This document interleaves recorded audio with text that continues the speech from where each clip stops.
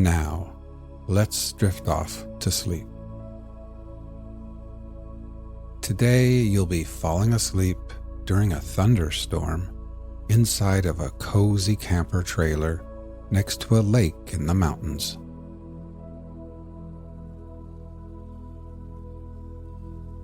Imagine you are feeling exhausted, hot, and sweaty as you return to your camper.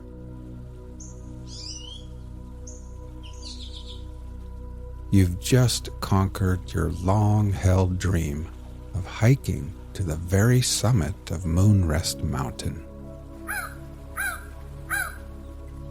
You've changed into your swimsuit and are now standing at the edge of the dock on weary, trembling legs, ready to celebrate your incredible achievement with a refreshing dive into the cool, crystal-clear waters of Silver Lake.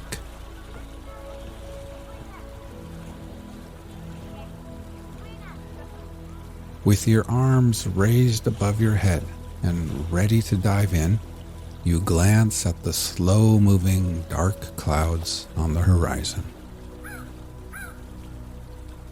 Beads of sweat are still clinging to your forehead when you push off the dock and soar through the air before gliding perfectly into the water. The crisp, cool water envelops you, gently massaging your entire being. You can almost taste the clean, mineral freshness of the water as it washes away all the sweat, dust, and grime from your skin.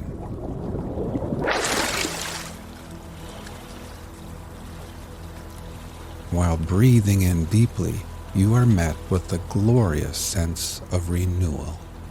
You feel utterly refreshed and rejuvenated.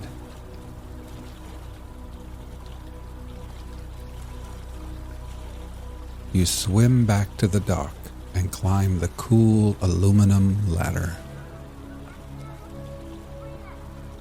Then, standing there with a soft cotton towel draped around your shoulders, you gaze out across the deep blue lake. Here and there, motorboats, canoes, sailboats, and jet skis are now headed towards the shores. Everyone knows rain is coming.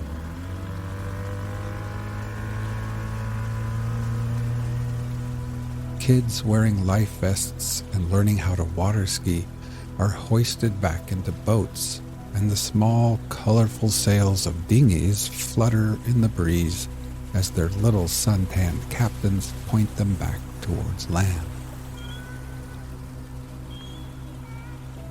Now, all toweled off and feeling a little bit chilled, you walk barefoot back to your camper ahead of the rain.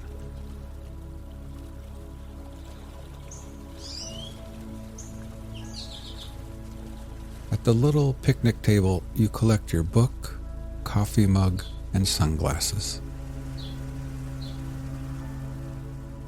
You gather up other items and place them into a plastic tote. A salt and pepper shaker, a box of wooden matches, some paper plates. You secure the lid on the tote and move the Coleman lantern under the table.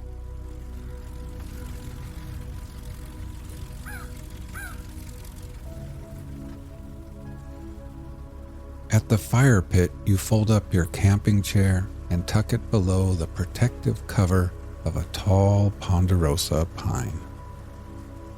Then you return to your camper, open the door, and step inside.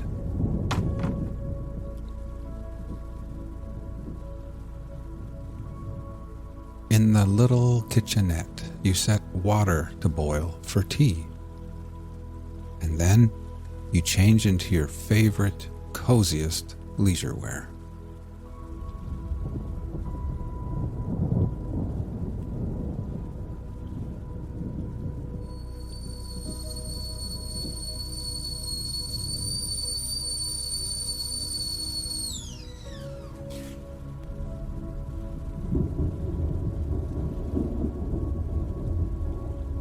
while the hot tea steeps, you settle at the quaint table and gaze out the window, watching as boats reach the shore and families hurry off to their campers and tents and cabins.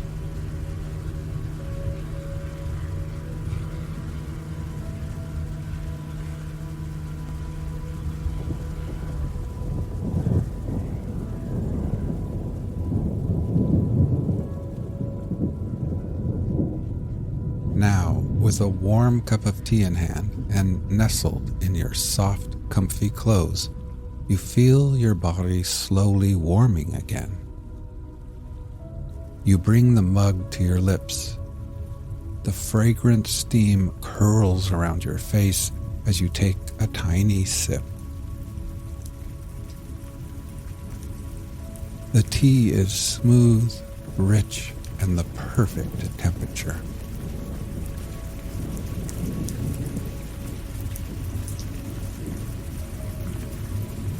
You take a bigger sip, and the tea flows down to your core, melting away the chill from the lake. A rush of warmth spreads throughout your body, like a wave of little goosebumps, and you're suddenly filled with a sense of deep accomplishment, peace, and satisfaction.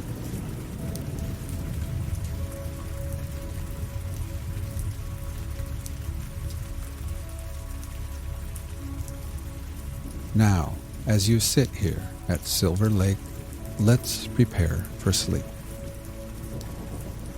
First, close your eyes and simply become aware of your breathing, feeling your chest gently rise and fall again.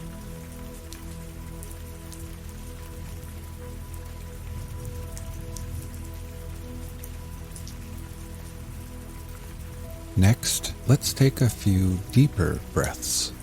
We will slowly fill our lungs with the cool, sweet scent of pine trees and that fresh mountain air. And then, after holding briefly, we will let it all go and exhale. Ready? Breathe in deeply, hold for 3, 2, 1, and then exhale.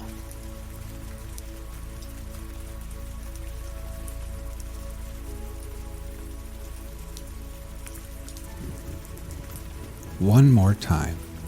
Breathe in deeply, hold for 3, 2, 1, and exhale. And try thinking to yourself, as I am here at Silver Lake, I can feel gravity pulling me back towards Earth. With every exhale, I can feel the slow rotation of Earth and the Earth's steady movement around the sun. I can feel my tired feet, my ankles, my fatigued calves, my knees, and my legs becoming heavier and heavier and more relaxed.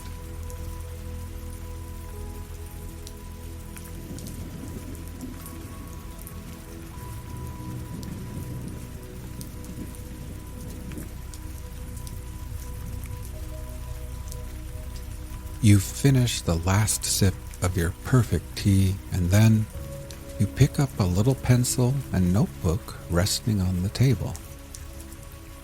With them in hand, you make your way to the sleeping nook at the other end of the camper, where you collapse heavily into the soft, wide bed.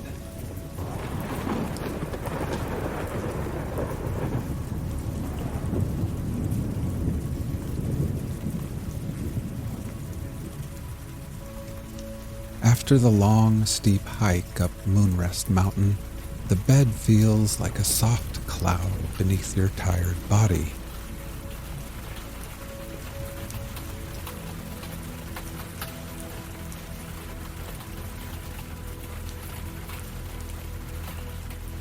The little windows by the bed are cracked open, and your nostrils catch the pleasant scent of fresh rain on pine needles and moss.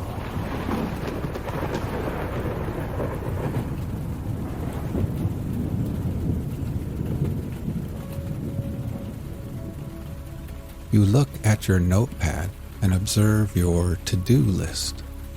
Each completed task is neatly crossed out with pencil. At the bottom of the page is one final entry on this list. A smile creeps across your face as you take the pencil and begin scribbling over that last item: climb Moonrest Mountain.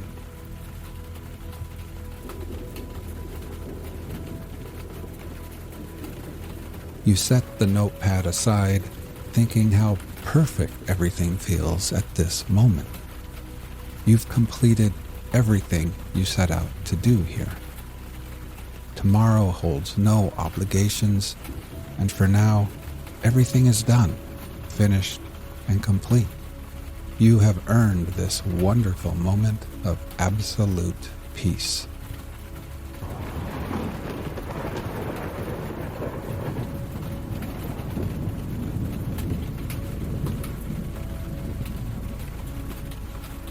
Your body sinks deeper into the soft bed. Every muscle relaxes from the tips of your fingers to the soles of your tired feet as you surrender to the peace and calm and take in the rich mountain air.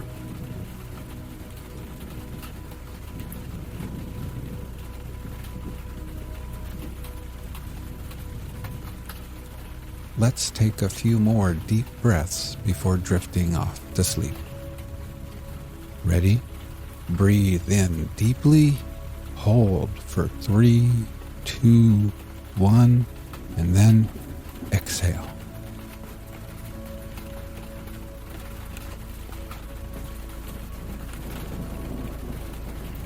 One more time. Breathe in deeply, hold for 3, 2, 1, and exhale.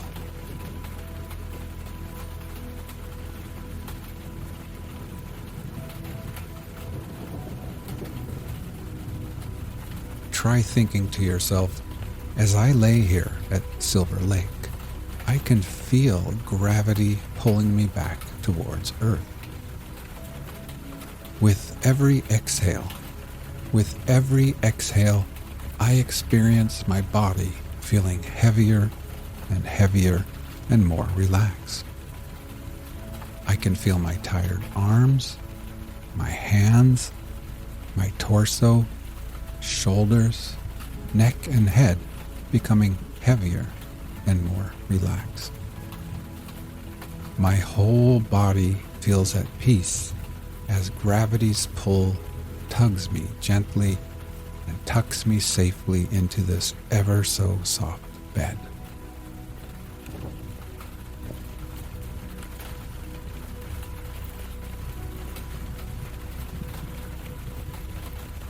Now, feeling oh so satisfied, safe, accomplished, rejuvenated, sleepy, and happy, you reach over to a little transistor radio, tune it to your favorite station, then lay back and close your eyes.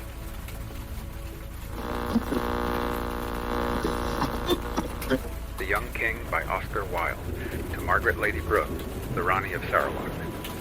It was the night before the day fixed for his coronation, and the young king was sitting alone in his beautiful chamber. His courtiers had all taken their leave of him, bowing their heads to the ground according to the ceremonious usage of the day, and had retired to the great hall of the palace to receive a few last lessons from the professor of etiquette, there being some of them who had still quite natural manners, which in a courtier is, I need hardly say, a very grave offense. The lad, for he was only a lad, being but 16 years of age, was not sorry at their departure, and had flung himself back with a deep sigh of relief on the soft cushions of his embroidered couch, lying there, wild-eyed and open-mouthed, like a brown woodland fawn, or some young animal of the forest newly snared by the hunters. And indeed, it was the hunters who had found him, coming upon him almost by chance, as, bare-limbed and pipe in hand, he was following the flock of the poor goat-herd who had brought him up, and whose son he had always fancied himself to be. The child of the old king's only daughter by a secret marriage with one much beneath her in station, a stranger, some said, who, by the wonderful magic of his lute-playing, had made the young princess love him, while others spoke of an artist from Rimini, to whom the princess had shown much, perhaps too much honor, and who had suddenly disappeared from the city, leaving his work in the cathedral unfinished. He had been, when but a week old, stolen away from his mother's side as she slept, and given into the charge of a common peasant and his wife, who were without children of their own, and lived in a remote part of the forest, more than a day's ride from the town. Grief, or the plague, as the court physician stated, or as some suggested, a swift Italian poison administered in a cup of spiced wine, slew within an hour of her wakening the white girl who had given him birth, and as the trusty messenger who bare the child across his saddle-bow stooped from his weary horse and knocked at the rude door of the goat-herd's hut, the body of the princess was being lowered into an open grave that had been dug in a deserted churchyard beyond the city gates, a grave where it was said that another body was also lying, that of a young man of marvelous and foreign beauty, whose hands were tied behind him with a knotted cord, and whose breast was stabbed with many red wounds. Such, at least, was the story that men whispered to each other. Certain it was that the old king, when on his deathbed, whether moved by remorse for his great sin, or merely desiring that the kingdom should not pass away from his line, had had the lad sent for, and, in the presence of the council, had acknowledged him as his heir. And it seems that from the very first moment of his recognition, he had shown signs of that strange passion for beauty that was destined to have so great an influence over his life. Those who accompanied him to the suite of rooms set apart for his service often spoke of the cry of pleasure that broke from his lips when he saw the delicate raiment and rich jewels that had been prepared for him, and of the almost fierce joy with which he flung aside his rough leathern tunic and coarse sheepskin cloak. He missed indeed at times the fine freedom of his forest life, and was always apt to chafe at the tedious court ceremonies that occupied so much of each day. But the wonderful palace, joyeuse, as they called it, of which he now found himself lord, seemed to him to be a new world fresh fashioned for his delight. And as soon as he could escape from the council board or audience chamber, he would run down the great staircase with its lions of gilt bronze and its steps of bright porphyry, and wander from room to room, and from corridor to corridor, like one who was seeking to find in beauty an anodyne from pain, a sort of restoration from sickness. Upon these journeys of discovery, as he would call them, and indeed they were to him real voyages through a marvelous land, he would sometimes be accompanied by the slim, fair-haired court pages with their floating mantles and gay, fluttering ribbons. But more often he would be alone, feeling through a certain quick instinct, which was almost a divination, that the secrets of art are best learned in secret, and that beauty, like wisdom, loves the lonely worshiper. Many curious stories were related about him at this period. It was said that a stout burgomaster, who had come to deliver a florid oratorical address on behalf of the citizens of the town, had caught sight of him kneeling in real adoration before a great picture that had just been brought from Venice, and that seemed to herald the worship of some new gods. On another occasion, he had been missed for several hours, and after a lengthened search had been discovered in a little chamber in one of the northern turrets of the palace, gazing as one in a trance at a Greek gem carved with the figure of Adonis. He had been seen, so the tale ran, pressing his warm lips to the marble brow of an antique statue that had been discovered in the bed of the river on the occasion of the building of the stone bridge, and was inscribed with the name of the Bithynian slave of Hadrian. He had passed a whole night in noting the effect of the moonlight on a silver image of Endymion. All rare and costly materials had certainly a great fascination for him, and in his eagerness to procure them he had sent away many merchants, some to traffic for amber with the rough fisher folk of the North Seas, some to Egypt to look for that curious green turquoise which is found only in the tombs of kings, and is said to possess magical properties, some to Persia for silken carpets and painted pottery, and others to India to buy gauze and stained ivory, moonstones and bracelets of jade, sandalwood and blue enamel, and shawls of fine wool. But what had occupied him most was the robe he was to wear at his coronation, the robe of tissued gold, and the ruby-studded crown, and the scepter with its rows and rings of pearls. Indeed, it was of this that he was thinking tonight, as he lay back on his luxurious couch, watching the great pine-wood log that was burning itself out on the open hearth. The designs, which were from the hands of the most famous artists of the time, had been submitted to him many months before, and he had given orders that the artificers were to toil night and day to carry them out, and that the whole world was to be searched for jewels that would be worthy of their work. He saw himself in fancy standing at the high altar of the cathedral in the fair raiment of a king, and a smile played and lingered about his boyish lips, and lit up with a bright luster his dark woodland eyes. After some time he rose from his seat, and leaning against the carved penthouse of the chimney, looked round at the dimly lit room. The walls were hung with rich tapestries representing the triumph of beauty. A large press inlaid with agate and lapis lazuli filled one corner, and facing the window stood a curiously wrought cabinet with lacquer panels of powdered and mosaicked gold, on which were placed some delicate goblets of Venetian glass and a cup of dark-veined onyx.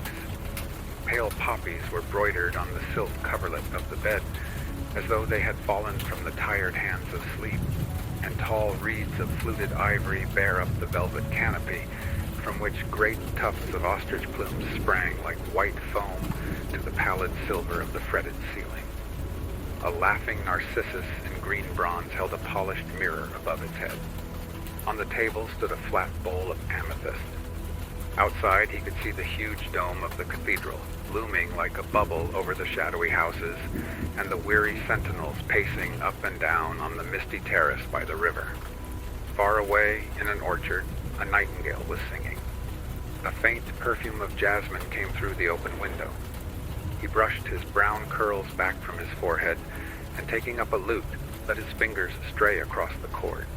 His heavy eyelids drooped, and a strange languor came over him. Never before had he felt so keenly, or with such exquisite joy, the magic and the mystery of beautiful things. When midnight sounded from the clock tower, he touched the bell, and his pages entered and disrobed him with much ceremony, pouring rosewater over his hands and strewing flowers on his pillow. A few moments after that, they had left the room. He fell asleep. And as he slept, he dreamed a dream, and this was his dream. He thought that he was standing in a long, low attic, amidst the whir and clatter of many looms. The meager daylight peered in through the grated windows and showed him the gaunt figures of the weavers bending over their cases. Pale, sickly-looking children were crouched on the huge crossbeams. As the shuttles dashed through the warp, they lifted up the heavy battens, and when the shuttles stopped, they let the battens fall and pressed the threads together. Their faces were pinched with famine, and their thin hands shook and trembled. Some haggard women were seated at a table sewing. A horrible odor filled the place. The air was foul and heavy, and the walls dripped and streamed with damp. The young king went over to one of the weavers and stood by him and watched him. And the weaver looked at him angrily and said, "Why art thou watching me? Art thou a spy set on us by our master?" "Who is thy master?" asked the young king. "Our master," cried the weaver bitterly. "He is a man like myself. Indeed, there is but this difference between us, that he wears fine clothes while I go in rags, and that while I am weak from hunger, he suffers not a little from overfeeding." "The land is free," said the young king, "and thou art no man's slave." "In war," answered the weaver, "the strong make slaves of the weak, and in peace the rich make slaves of the poor. We must work to live, and they give us such mean wages that we die. We toil for them all day long, and they heap up gold in their coffers, and our children fade away before their time, and the faces of those we love become hard, We tread out the grapes, and another drinks the wine. We sow the corn, and our own board is empty. We have chains, though no eye beholds them, and are slaves, though men call us free. Is it so with all? He asked. It is so with all, answered the weaver, with the young as well as with the old, with the women as well as with the men, with the little children as well as with those who are stricken in years. The merchants grind us down, and we must needs do their bidding. The priest rides by and tells his beads, and no man has care of us.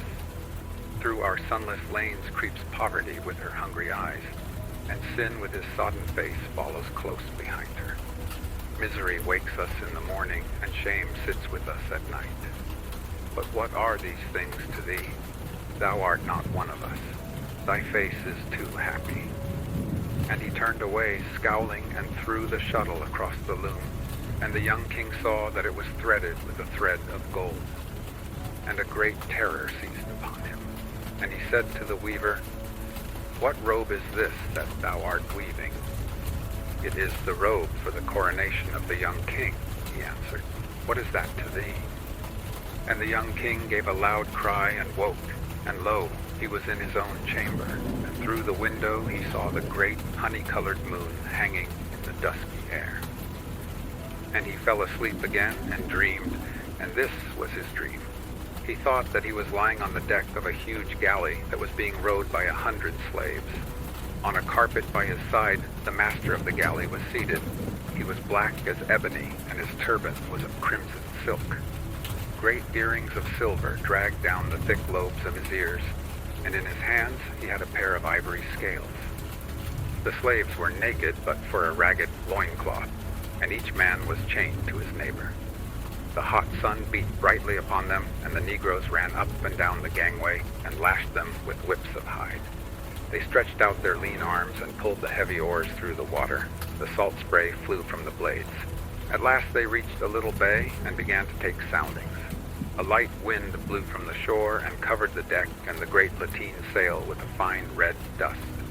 3 Arabs mounted on wild asses rode out and threw spears at them. The master of the galley took a painted bow in his hand and shot one of them in the throat.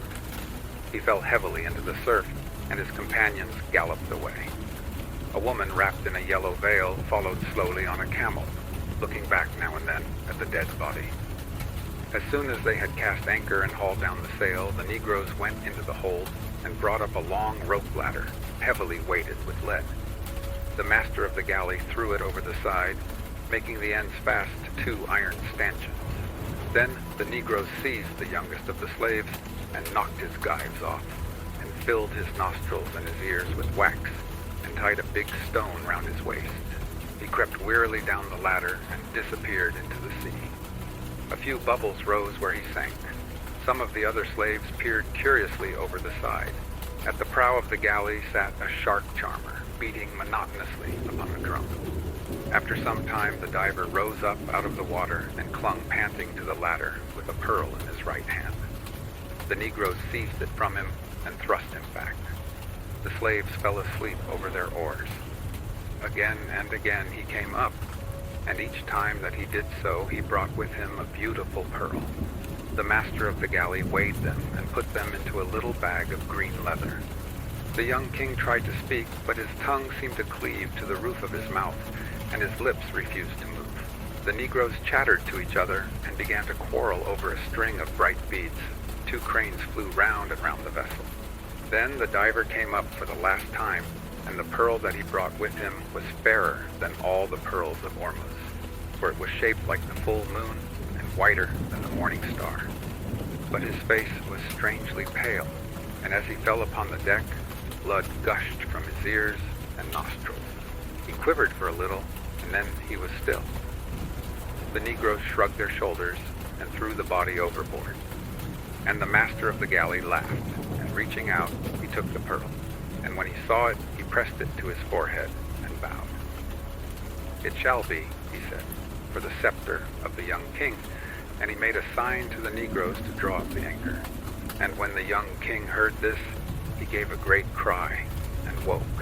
And through the window, he saw the long gray fingers of the dawn clutching at the fading stars.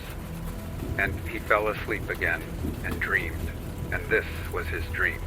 He thought that he was wandering through a dim wood, hung with strange fruits and with beautiful poisonous flowers. The adders hissed at him as he went by, and the bright parrots flew screaming from branch to branch. Huge tortoises lay asleep upon the hot mud. The trees were full of apes, peacocks. On and on he went, till he reached the outskirts of the wood, and there he saw an immense multitude of men toiling in the bed of a dried-up river. They swarmed up the crag like ants. They dug deep pits in the ground and went down into them. Some of them cleft the rocks with great axes. Others grabbled in the sand. They tore up the cactus by its roots and trampled on the scarlet blossoms. They hurried about, calling to each other, and no man was idle. From the darkness of a cavern, Death and Avarice watched them, and Death said, "I am weary. Give me a third of them and let me go." But Avarice shook her head. "They are my servants," she answered. And Death said to her, "What hast thou in thy hand?" "I have 3 grains of corn," she answered. "What is that to thee?" "Give me one of them," cried Death, "to plant in my garden, only one of them, and I will go away."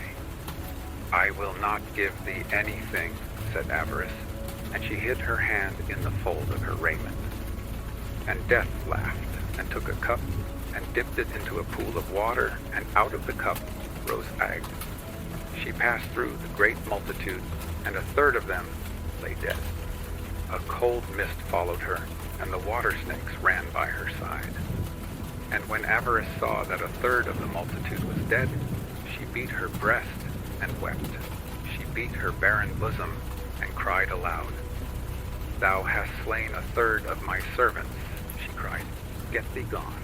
There is war in the mountains of Tartary, and the kings of each side are calling to thee. The Afghans have slain the black ox and are marching to battle. They have beaten upon their shields with their spears and have put on their helmets of iron. What is my valley to thee, that thou shouldst tarry in it? Get thee gone, and come here no more." "Nay," answered Death, "but till thou hast given me a grain of corn, I will not go." But Avarice shut her hand and clenched her teeth. "I will not give thee anything," she muttered.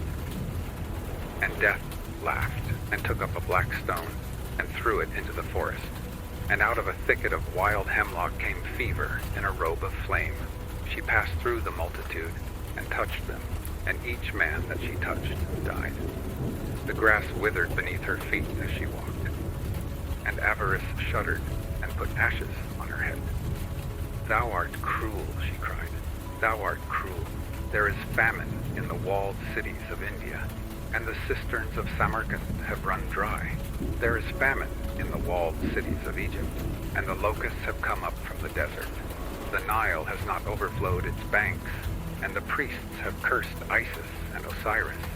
Get thee gone to those who need thee, and leave me my servants." "Nay," answered Death, "but till thou hast given me a grain of corn, I will not go."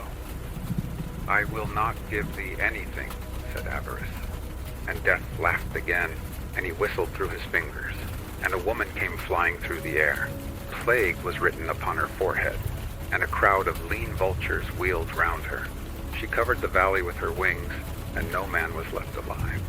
And Avarice fled shrieking through the forest, and Death leaped upon his red horse and galloped away, and his galloping was faster than the wind. And out of the slime at the bottom of the valley crept dragons and horrible things with scales, and the jackals came trotting along the sand, sniffing up the air with their nostrils. And the young king wept and said, "Who were these men, and for what were they seeking?" "For rubies or a king's crown," answered one who stood behind him. And the young king started, and turning round he saw a man habited as a pilgrim, and holding in his hand a mirror of silver, and he grew pale, and said, "For what king?" And the pilgrim answered, "Look in this mirror, and thou shalt see him." And he looked in the mirror, and seeing his own face, He gave a great cry and woke, and the bright sunlight was streaming into the room, and from the trees of the garden and pleasaunce the birds were singing. And the chamberlain and the high officers of state came in and made obeisance to him, and the pages brought him the robe of tissued gold, and set the crown and the scepter before him. And the young king looked at them, and they were beautiful. More beautiful were they than aught that he had ever seen. But he remembered his dreams, and he said to his lords, "Take these things away, for I will not wear them." And the courtiers were amazed, and some of them laughed, for they thought that he was jesting. But he spake sternly to them again, and said, "Take these things away, and hide them from me. Though it be the day of my coronation, I will not wear them. For on the loom of sorrow, and by the white hands of pain, has this my robe been woven. There is blood in the heart of the ruby, and death in the heart of the pearl." And he told them his 3 dreams. And when the courtiers heard them, they looked at each other and whispered, saying, "Surely he is mad. For what is a dream but a dream, and a vision but a vision? They are not real things that one should heed them. And what have we to do with the lives of those who toil for us? Shall a man not eat bread till he has seen the sower, nor drink wine till he has talked with the vine dresser?" And the chamberlain spake to the young king, and said, "My lord, I pray thee set aside these black thoughts of thine, and put on this fair robe, and set this crown upon thy head. For how shall the people know that thou art a king, if thou hast not a king's raiment?" And the young king looked at him. "Is it so indeed?" he questioned. "Will they not know me for a king, if I have not a king's raiment?" "They will not know thee, my lord," cried the chamberlain. "I had thought that there had been men who were king-like," he answered. "But it may be as thou sayest. And yet I will not wear this robe, nor will I be crowned with this crown. But even as I came to the palace, so will I go forth from it." And he bade them all leave him, save one page whom he kept as his companion, a lad a year younger than himself.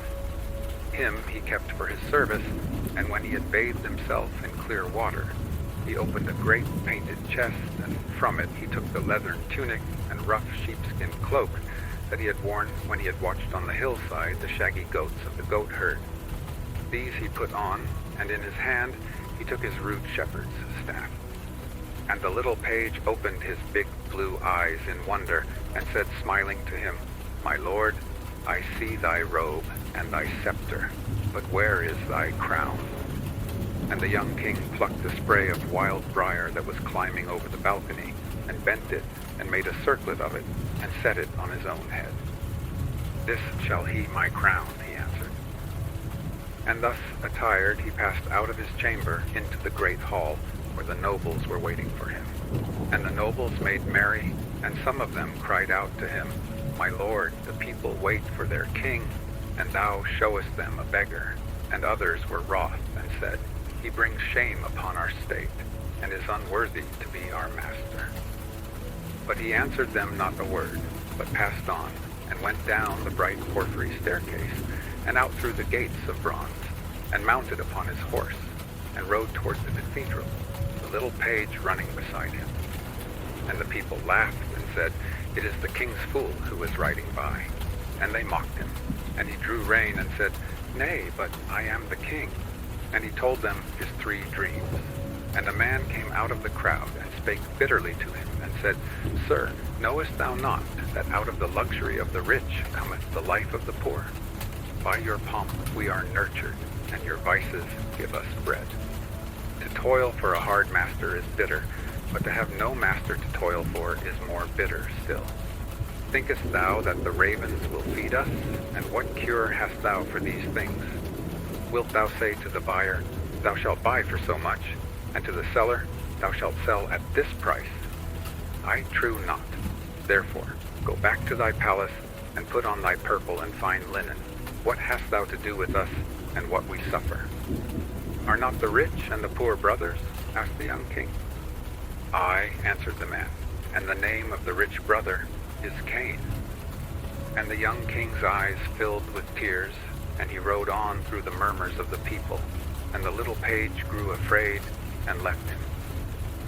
And when he reached the great portal of the cathedral, the soldiers thrust their halberds out and said, "What dost thou seek here? None enters by this door but the king." And his face flushed with anger, and he said to them, "I am the king," and waved their halberds aside and passed in. And when the old bishop saw him coming in his goatherd's dress, he rose up in wonder from his throne, and went to meet him, and said to him, "My son, is this a king's apparel?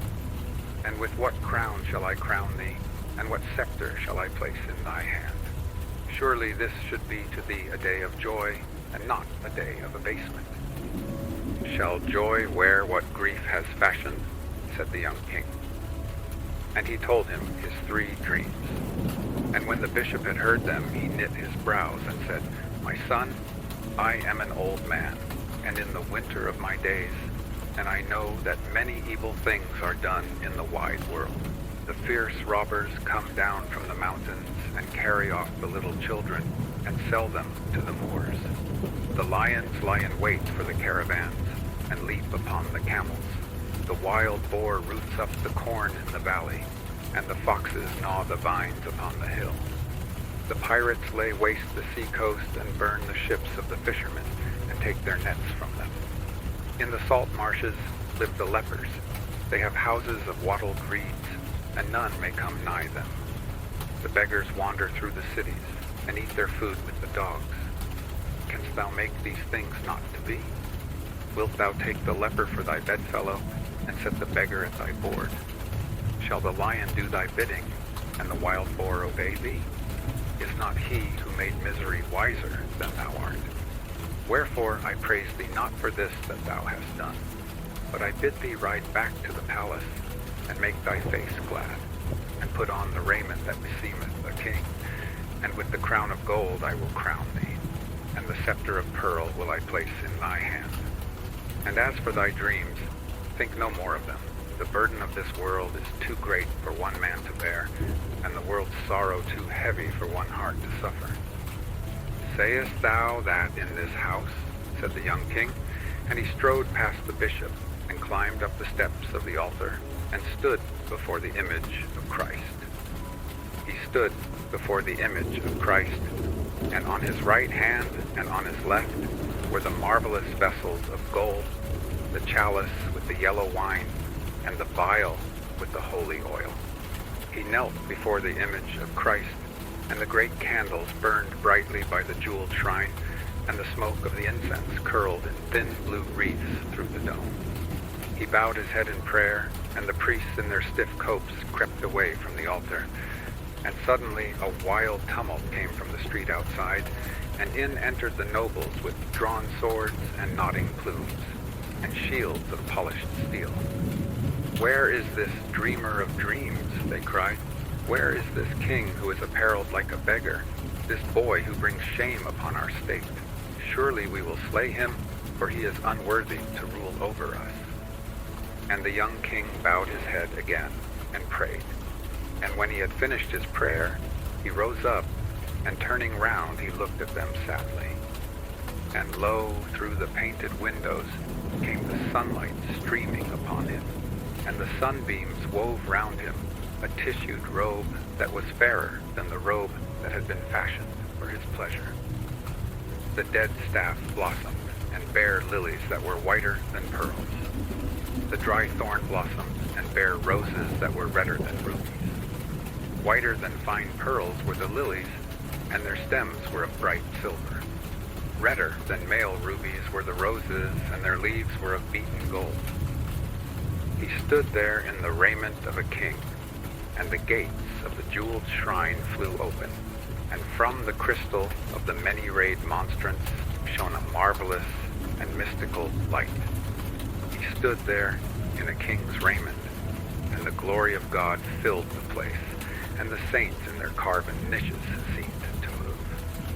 In the fair raiment of a king he stood before them, and the organ pealed out its music, and the trumpeters blew upon their trumpets, and the singing voice sang, and the people fell upon their knees in awe, and the nobles sheathed their swords and did homage, and the bishop's face grew pale, and his hands trembled.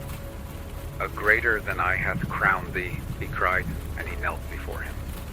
And the young king came down from the high altar, and passed home through the midst of the people, but no man dared look upon his face, for it was like the face of an angel.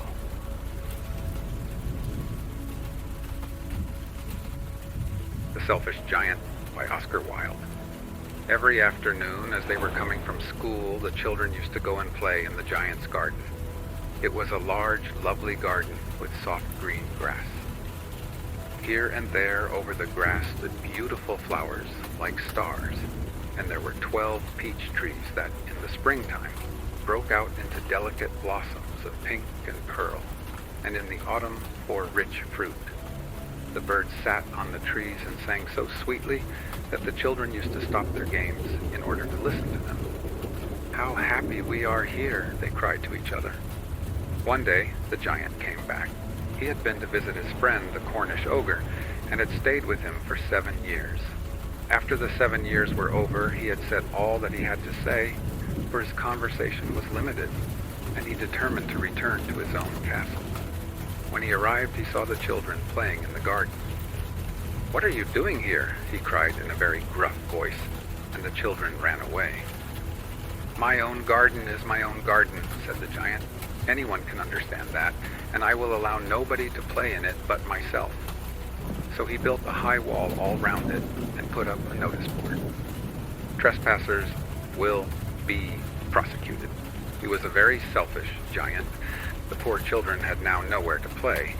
They tried to play on the road, but the road was very dusty and full of hard stones, and they did not like it. They used to wander around the high wall when their lessons were over and talk about the beautiful garden inside. "How happy we were there," they said to each other. Then the spring came, and all over the country there were little blossoms and little birds. Only in the garden of the selfish giant it was still winter. The birds did not care to sing in it, as there were no children, and the trees forgot to blossom. Once a beautiful flower put its head out from the grass, but when it saw the notice board, it was so sorry for the children that it slipped back into the ground again and went off to sleep. The only people who were pleased were the snow and the frost. "Spring has forgotten this garden," they cried, "so we will live here all the year round." The snow covered up the grass with her great white cloak, and the frost painted all the trees silver. Then they invited the north wind to stay with them, and he came. He was wrapped in furs, and he roared all day about the garden and blew the chimney pots down. "This is a delightful spot," he said. "We must ask the hail on a visit." So the hail came. Every day for 3 hours he rattled on the roof of the castle till he broke most of the slates, and then he ran round and round the garden as fast as he could go. He was dressed in gray, and his breath was like ice. "I cannot understand why the spring is so late in coming," said the selfish giant, as he sat at the window and looked out at his cold white garden. "I hope there will be a change in the weather." But the spring never came, nor the summer. The autumn gave golden fruit to every garden, but to the giant's garden she gave none. "He is too selfish," she said. So it was always winter there, and the north wind, and the hail, and the frost, and the snow danced about through the trees. One morning the giant was lying awake in bed when he heard some lovely music. It sounded so sweet to his ears that he thought it must be the king's musicians passing by. It was really only a little linnet singing outside his window, but it was so long since he had heard a bird sing in his garden that it seemed to him to be the most beautiful music in the world. Then the hail stopped dancing over his head, and the north wind ceased roaring, and a delicious perfume came to him through the open casement. "I believe the spring has come at last," said the giant, and he jumped out of bed and looked out. What did he see? He saw a most wonderful sight. Through a little hole in the wall the children had crept in, and they were sitting in the branches of the trees. In every tree that he could see, there was a little child, and the trees were so glad to have the children back again that they had covered themselves with blossoms and were waving their arms gently above the children's heads. The birds were flying about and twittering with delight, and the flowers were looking up through the green grass and laughing. It was a lovely scene, only in one corner it was still winter. It was the farthest corner of the garden, and in it was standing a little boy. He was so small that he could not reach up to the branches of the tree, and he was wandering all round it, crying bitterly. The poor tree was still quite covered with frost and snow, and the north wind was blowing and roaring above it. "Climb up, little boy," said the tree, and it bent its branches down as low as it could, but the boy was too tiny, and the giant's heart melted as he looked out. "How selfish I have been," he said. "Now I know why the spring would not come here. I will put that poor little boy on the top of the tree, and then I will knock down the wall, and my garden shall be the children's playground forever and ever." He was really very sorry for what he had done. So he crept downstairs and opened the front door quite softly and went out into the garden. But when the children saw him, they were so frightened that they all ran away, and the garden became winter again. Only the little boy did not run, for his eyes were so full of tears that he did not see the giant coming. And the giant stole up behind him and took him gently in his hand and put him up into the tree. And the tree broke at once into blossom, and the birds came and sang on it, and the little boy stretched out his 2 arms and flung them round the giant's neck and kissed him. And the other children, when they saw that the giant was not wicked any longer, came running back, and with them came the spring. "It is your garden now, little children," said the giant, and he took a great axe and knocked down the wall. And when the people were going to market at 12 o'clock, they found the giant playing with the children in the most beautiful garden they had ever seen. All day long they played, and in the evening they came to the giant to bid him goodbye. "But where is your little companion?" he said, "the boy I put into the tree." The giant loved him the best because he had kissed him. "We don't know," answered the children. "He has gone away." "You must tell him to be sure and come here tomorrow," said the giant. But the children said that they did not know where he lived and had never seen him before, and the giant felt very sad. Every afternoon when school was over, the children came and played with the giant, but the little boy whom the giant loved was never seen again. The giant was very kind to all the children, yet he longed for his first little friend, and often spoke of him. "How I would like to see him," he used to say. Years went over, and the giant grew very old and feeble. He could not play about any more, so he sat in a huge armchair and watched the children at their games and admired his garden. "I have many beautiful flowers," he said, "but the children are the most beautiful flowers of all." One winter morning he looked out of his window as he was dressing. He did not hate the winter now, for he knew that it was merely the spring asleep and that the flowers were resting. Suddenly he rubbed his eyes in wonder and looked and looked. It certainly was a marvelous sight. In the farthest corner of the garden was a tree quite covered with lovely white blossoms. Its branches were all golden, and silver fruit hung down from them, and underneath it stood the little boy he had loved. Downstairs ran the giant in great joy, and out into the garden. He hastened across the grass and came near to the child. And when he came quite close, his face grew red with anger, and he said, "Who hath dared to wound thee?" For on the palms of the child's hands were the prints of 2 nails, and the prints of 2 nails were on the little feet. "Who hath dared to wound thee?" cried the giant. "Tell me, that I may take my big sword and slay him." "Nay," answered the child, "but these are the wounds of love." "Who art thou?" said the giant, and a strange awe fell on him, and he knelt before the little child. And the child smiled on the giant and said to him, "You let me play once in your garden. Today you shall come with me to my garden, which is paradise." And when the children ran in that afternoon, They found the giant lying dead under the tree, all covered with white blossoms.